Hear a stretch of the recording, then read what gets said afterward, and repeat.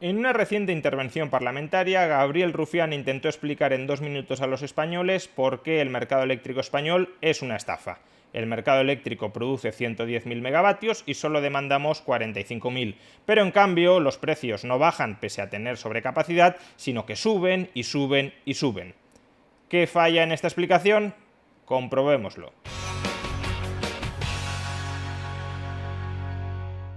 Hace unos días Gabriel Rufián nos quiso explicar en el Congreso de los Diputados por qué el sistema eléctrico español era una estafa. Ustedes imaginen un mercado que produzca bastante, suficiente, incluso más producto del necesario. Imaginen que ese mismo mercado tiene cada vez menor demanda. De hecho, durante los últimos 13 años, de forma consecutiva, la gente demanda menos o consume menos ese producto. Y que, en cambio, ese mercado que genera más producto del necesario, cuya demanda va decayendo año a año, el precio del producto sea cada vez mayor. ¿Le llamarían mercado? Seguramente no. Le llamarían estafa, ¿no? Que eso es lo que es el mercado energético español. Una estafa. De esta intervención hay que efectuar varios matices. El primero es que Rufián no está hablando del mercado energético español, tal como él ha dicho, sino del mercado eléctrico español. El mercado eléctrico es una parte, no la principal, de todo el mercado energético. En segundo lugar, Rufián ni siquiera está hablando de todo el mercado eléctrico español, sino de una parte de ese mercado eléctrico, más en concreto de la generación de electricidad. No está hablando ni de la distribución, ni del transporte, ni de la comercialización. Está hablando de la oferta y de la demanda en el tramo del mercado eléctrico que corresponde a la generación. Y dentro de este tramo no es verdad que los precios hayan ido subiendo de manera continuada. Es verdad que en los últimos meses los precios del mercado mayorista se ubican en niveles anormalmente altos, pero si miramos la trayectoria que han seguido durante los últimos años, no es cierto, como decía, que se hayan incrementado de manera continuada. De hecho, el mayor precio anual hasta este año, desde el año 2007, se había dado en el año 2008, 64 euros el megavatio hora.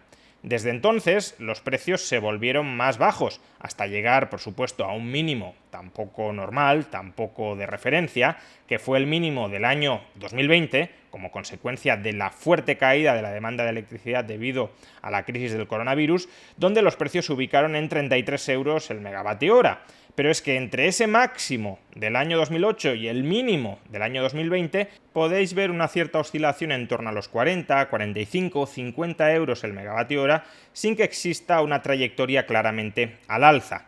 Sí, los españoles desde el año 2008 han pagado cada vez más en su factura de la luz, pero si han pagado cada vez más entre el año 2008 y el año 2020, a excepción de lo que está sucediendo durante los últimos meses en este año 2021, no se ha debido a la influencia del mercado mayorista en la factura de la luz. El mercado mayorista, este precio de generación que estamos ahora mismo contemplando, pesa dentro de la factura de la luz, dependiendo del año, el 25, 30 o 35%. El otro 70, 75, 65% de la factura de la luz son costes que no se fijan en el mercado, son costes que están regulados, que están fijados por los políticos. Y los españoles entre el año 2007 y el año 2020 han ido pagando cada vez más en su factura eléctrica porque estos otros costes que fijan los políticos dentro de la factura de la luz, el precio de distribuir y de transportar electricidad, los costes de la política energética, como las primas a las energías renovables o como la amortización del déficit de tarifa, y los impuestos, como el IVA o el impuesto especial sobre la electricidad, estos costes que fijan los políticos se han ido incrementando de manera prácticamente ininterrumpida durante los últimos años y como consecuencia de ello, a pesar de que el coste de generación de la electricidad en el mercado mayorista no ha subido desde el año 2008, los españoles sí hemos pagado más en la factura de la luz desde el año 2008. Por tanto, si entre el año 2008 y el año 2020 ha existido algún tipo de estafa, como dice Rufián, esa estafa ha sido la que los políticos españoles han perpetrado contra los ciudadanos y los consumidores españoles. Con todo, la subida del precio de la luz que estamos experimentando en los últimos meses de este año 2021 sí se debe a que el coste de generación en el mercado eléctrico se ha disparado. Pero la explicación del funcionamiento del tramo de generación del mercado eléctrico que ha efectuado Rufián es totalmente equivocada. Vayamos a datos. El mercado energético español genera 110.000 megavatios. Repito, 110.000 megavatios. Según Red Eléctrica, poco sospechosa, mucho más de lo que se necesita. Aquí Rufián está confundiendo generación eléctrica con potencia instalada. El conjunto de las centrales eléctricas que hay en España tienen una potencia instalada de 110.000 megavatios. ¿Qué significa eso? Que si todas ellas estuvieran funcionando a pleno rendimiento a la vez, tendrían una capacidad de generar 110.000 megavatios por unidad de tiempo. Por ejemplo, si todas las centrales eléctricas de España estuviesen generando electricidad a pleno rendimiento durante una hora, generarían 110.000 megavatios hora. Y si todas las centrales de España estuvieran continuamente funcionando a pleno rendimiento, sí sería cierto lo que está diciendo Rufián. Si tenemos una capacidad para generar por unidad de tiempo 110.000 megavatios y la economía española jamás ha demandado instantáneamente más de 45.500 megavatios, pues claramente existiría una sobregeneración.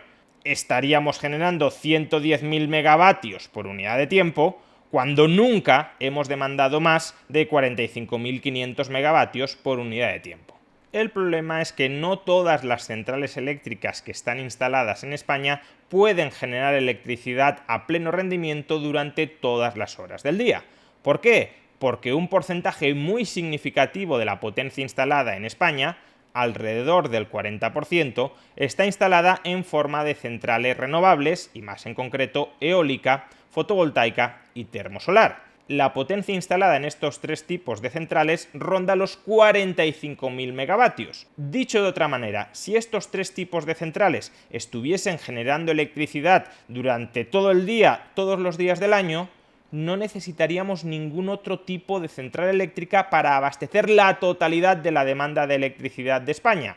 Porque, como hemos dicho, el máximo histórico de demanda que se ha alcanzado en algún momento durante los últimos 15 años ha sido de 45.500 megavatios.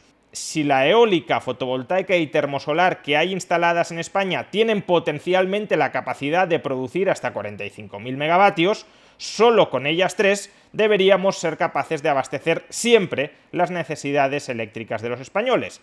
Pero como digo, estas tres centrales producen de manera intermitente e irregular. Si no sopla el viento, la eólica no funciona. Si no brilla el sol, la fotovoltaica y la termosolar no funcionan. Y como consecuencia de todo ello, estas centrales renovables no pueden estar funcionando continuamente generando electricidad. Es decir, aunque tengamos una potencia instalada renovable de 45.000 megavatios, no siempre pueden estar produciendo esos 45.000 megavatios por unidad de tiempo.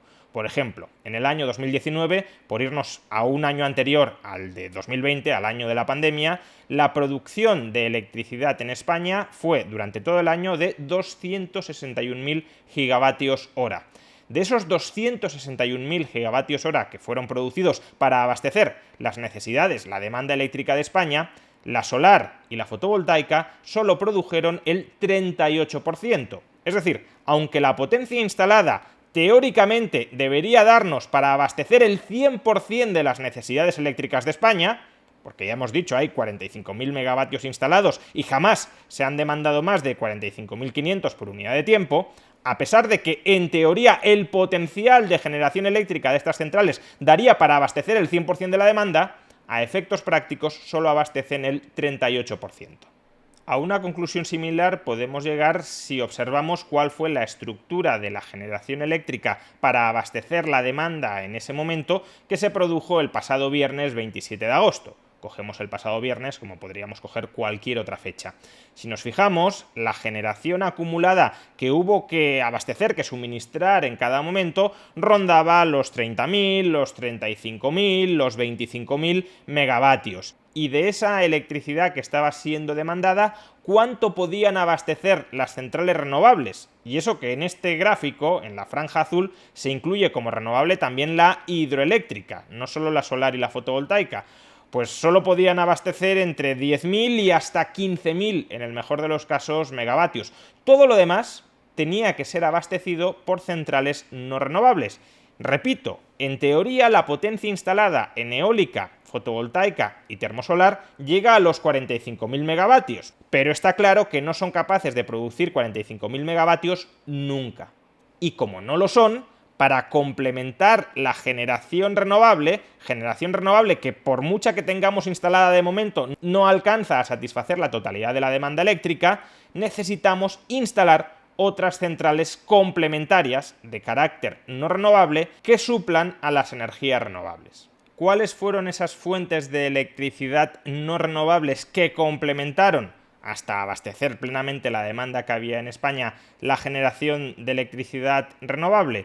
Pues esencialmente fueron la nuclear, la cogeneración y los ciclos combinados. La potencia instalada de energía nuclear es de 7.100 megavatios y como podéis ver en este gráfico, el pasado viernes produjeron de manera constante alrededor de 7.000 megavatios. ¿Por qué? Pues porque las centrales nucleares están funcionando y generando electricidad durante todo el día, todas las horas del año. Son una fuente de generación eléctrica muy estable y muy confiable.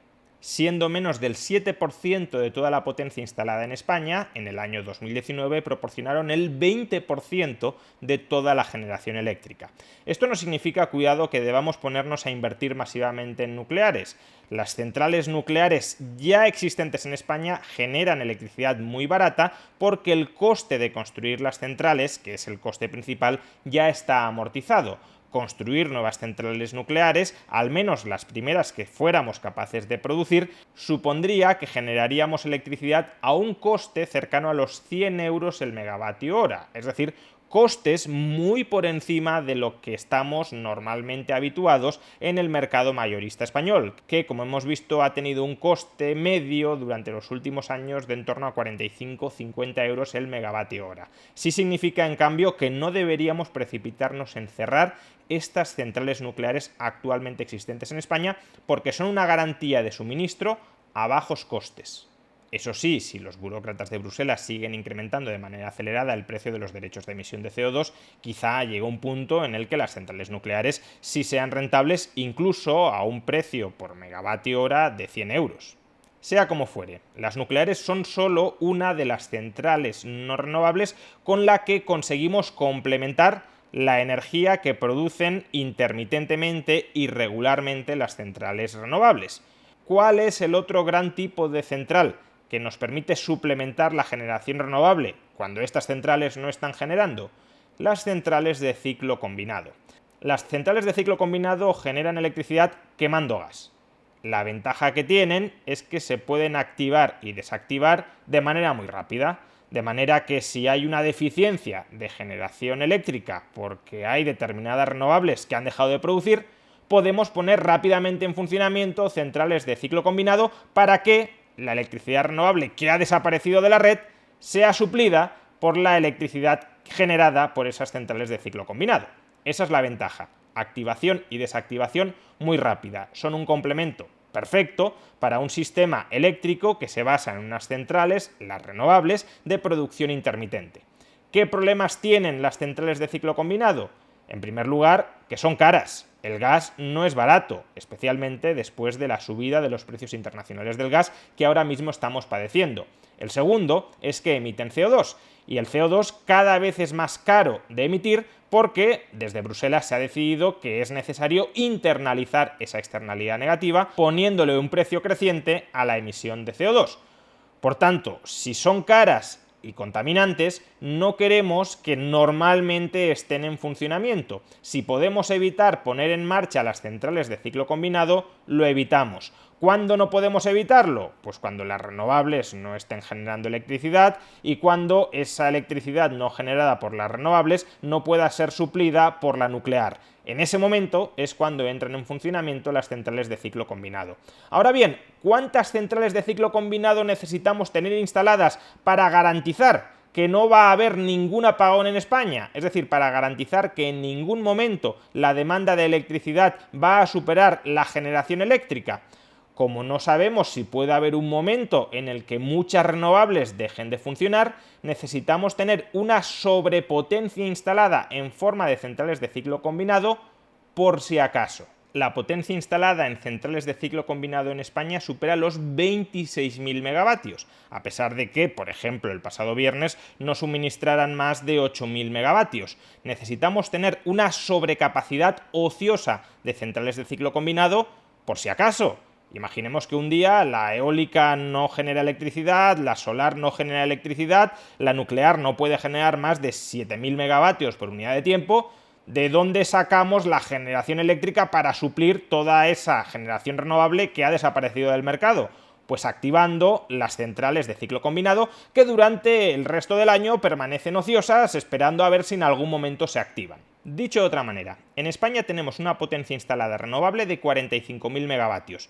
62.000 si añadimos en las renovables la hidroeléctrica. Ahora bien, esos 62.000 megavatios no se están generando continuamente. De esos 62.000 megavatios que potencialmente se pueden llegar a generar en cada unidad de tiempo, habitualmente estamos generando 10.000, 15.000, 20.000, 25.000, en algunas horas sí, satisfaciendo la totalidad de la demanda a través de energía renovable, pero en muchas otras no. Y precisamente porque no podemos depender continuamente de esa generación intermitente e irregular de electricidad, tenemos que tener una sobrecapacidad ociosa complementaria a esa ya sobrecapacidad de generación renovable. En particular las centrales de ciclo combinado, 26.000, más de 26.000 megavatios de potencia instalada.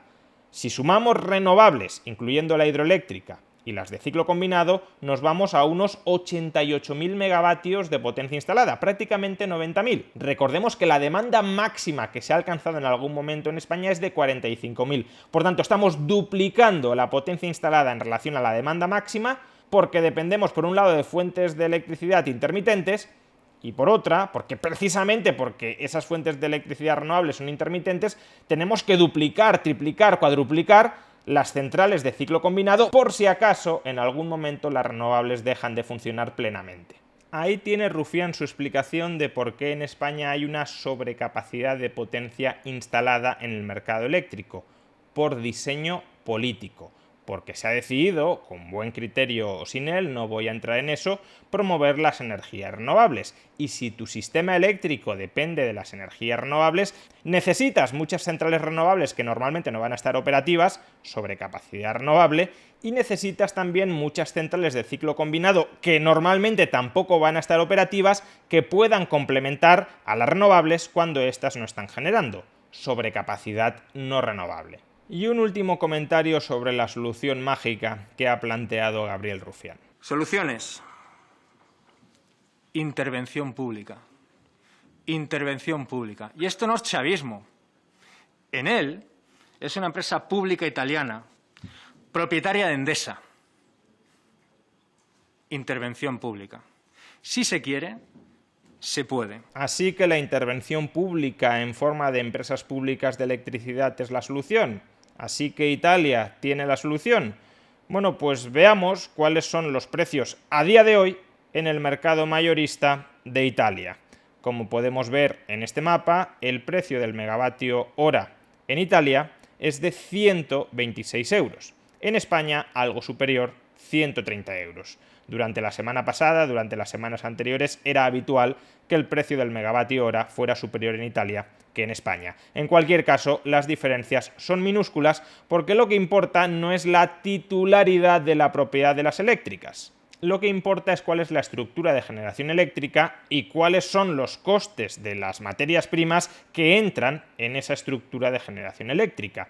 Y si nuestra estructura de generación eléctrica, también la de buena parte de Europa, depende para complementar la generación renovable del gas, y ese gas se ha encarecido en los mercados internacionales y además los políticos europeos, para impulsar la transición energética, la descarbonización de la economía, le han añadido un sobrecoste muy importante, pues entonces es normal que la electricidad en estos momentos sea cara.